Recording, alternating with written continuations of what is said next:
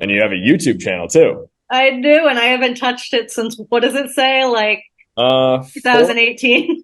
4 months ago, and then 2 years ago, and then 3 years ago.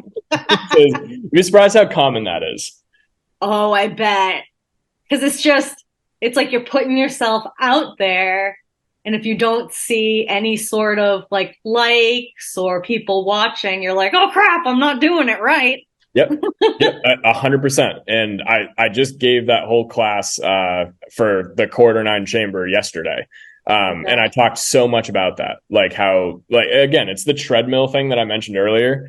That's a huge one, is like just this posting really sporadically because you're all motivated for like 2 months and like Yep. doing a ton. And then you give up after like 2 or 3 months because you're not like famous yet. And it's like not work.